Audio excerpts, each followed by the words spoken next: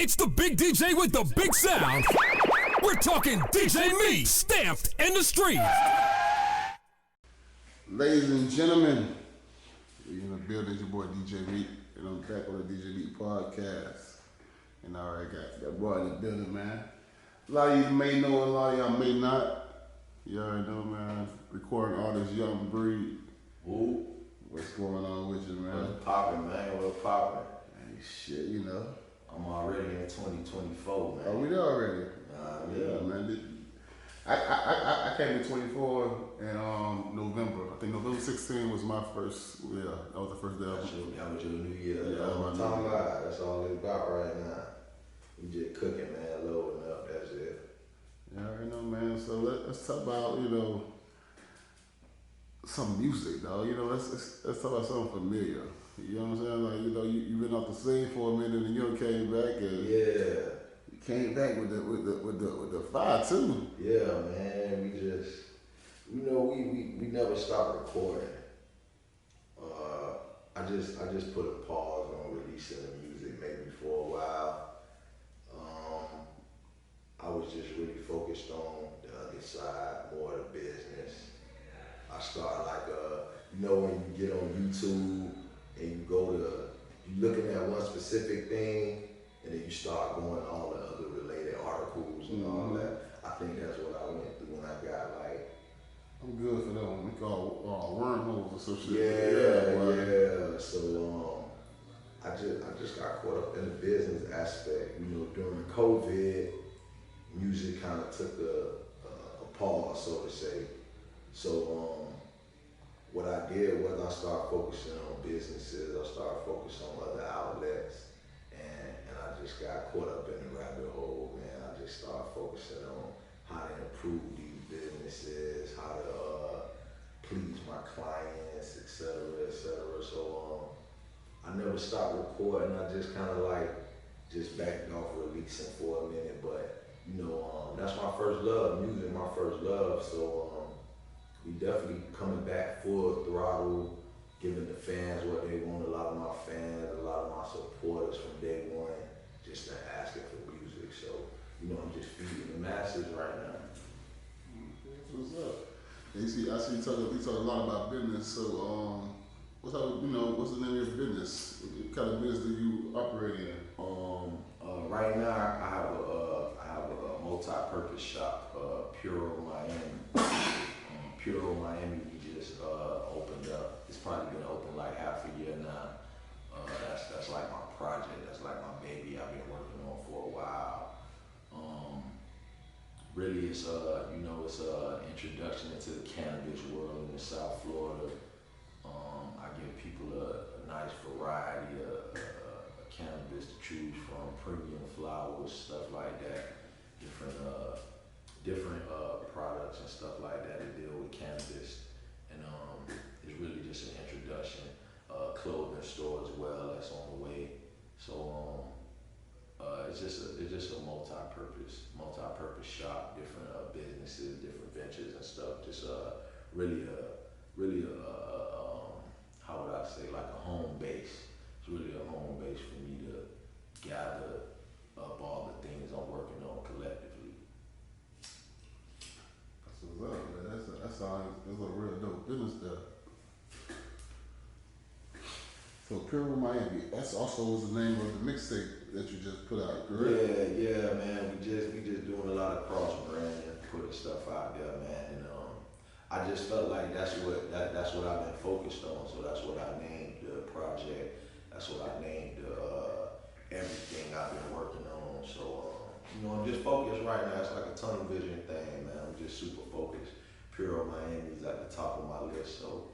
I'm just bringing it to the streets. I'm letting everybody into my world. I'm letting them see what's happening. You know what I'm saying? A lot of my supporters, my fan base, they're the reason why I'm able to do these things. So, I just want them to be a part of it. Something for them to be intimate and close with me. So as it grows and my fan base grows, I want them to grow with it. And, that was part of the reason why I named the project Puro Miami as well.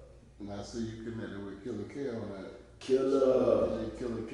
Yeah, you know, if anybody, if they're familiar with Killer K or if they're familiar with Breed, they're gonna be familiar with us because you know that's kind of like day one. You know what I'm saying? So Killer K, you know, y'all, if people don't know, he's a DJ out of South Florida. You know what I'm saying? Miami, down south.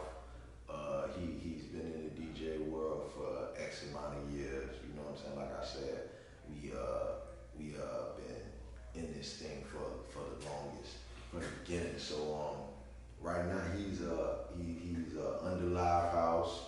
He's Iceberg's DJ.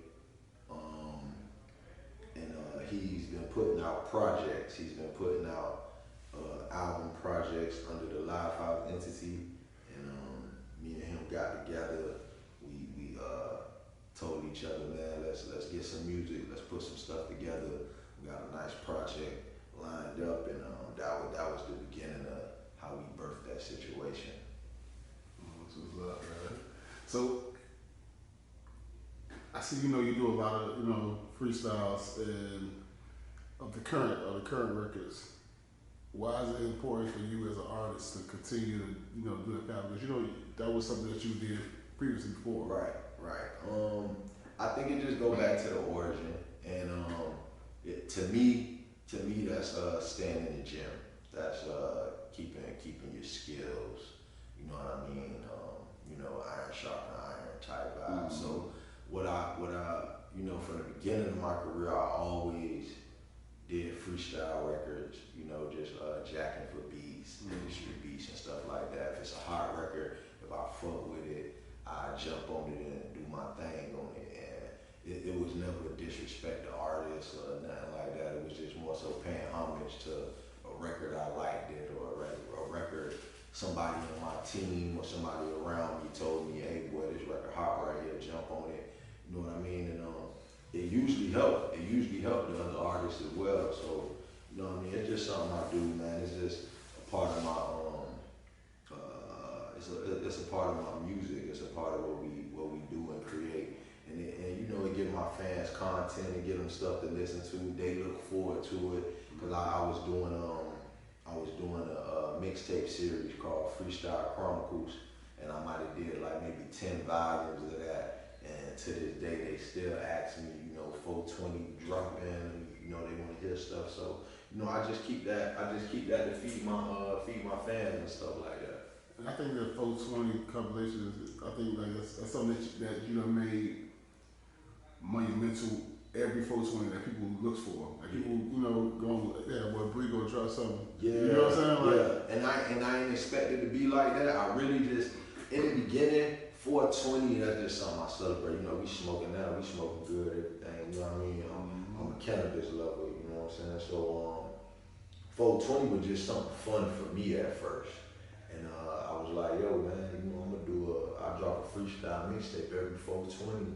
I'll shoot some dope videos, man, we gonna smoke good, we gonna talk about gas. And it actually caught my fans, like they actually look for it, they ask me for it, like it could be in the middle of December, middle of January, they're gonna be like, hey, that 420 coming at, where's that? So it's something that I actually just grew on with my fans. My fans grew with it with me. So that's the type of stuff I like to do, and I go back to when I'm creating Puro Miami, I'm getting everybody, you know, attuned to it. I want everybody to grow with it, you know what I mean? so Matthew, what does the name Puro stand for?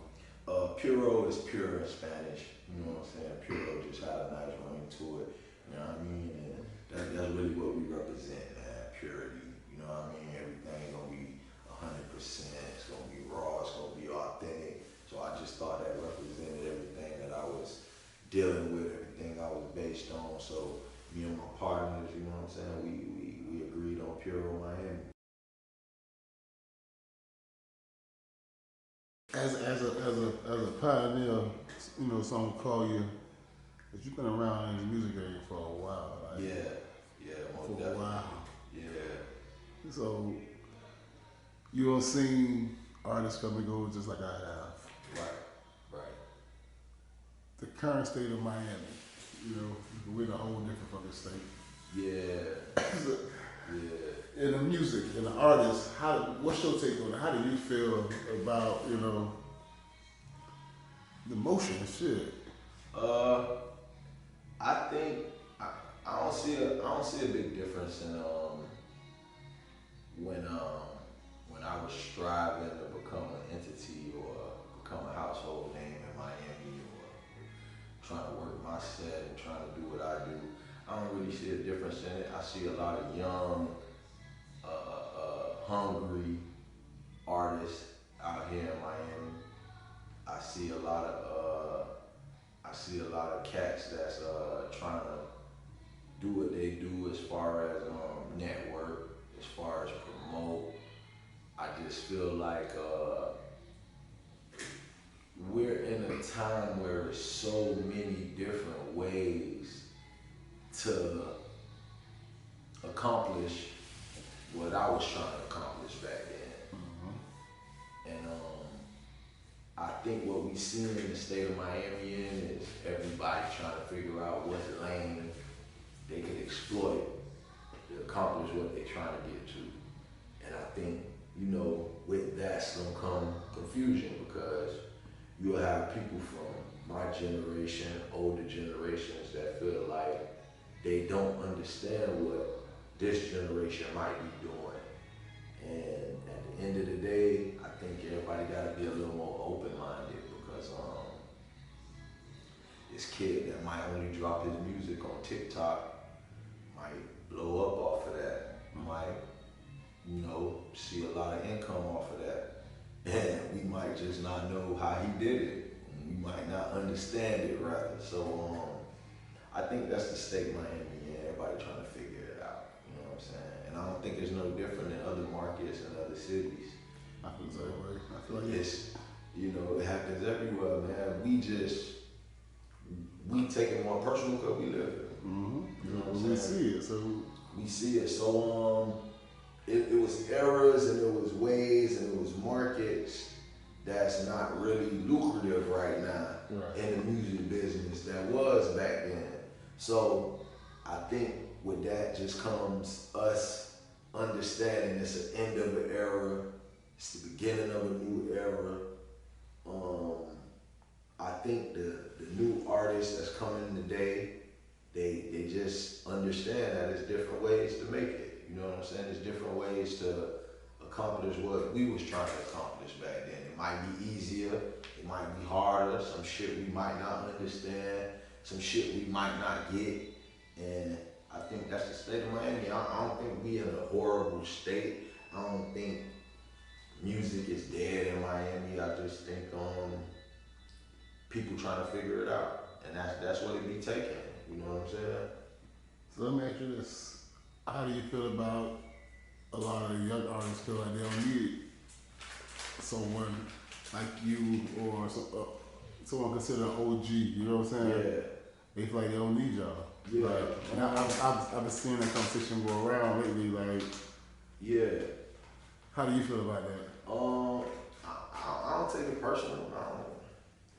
I don't take it personal. I don't think too much about it. Because at the end of the day, it's like everybody trying to figure it out. If they feel like they don't need or, you know what I'm saying, they don't, want to align themselves with artists like myself or, whoever the artist may be, whatever the case may be, man, they got every right to feel that way, man. If they feel like that's what's making them lucrative or that's how they gonna get on, time will tell, you know what I'm saying? And, Time would definitely tell. you know what I mean? Because, you said in the beginning, like, man, we done seen a lot of artists come and go. We done seen people voice their opinions. We done seen people try to start movements. We done seen people do certain things, and within a couple years, the people not around, or the people not even focused on music. So, you just gotta stand on what you standing on. You gotta let us know that this what you know what I mean? This what you really about. You know what I mean? So that's how I look at it.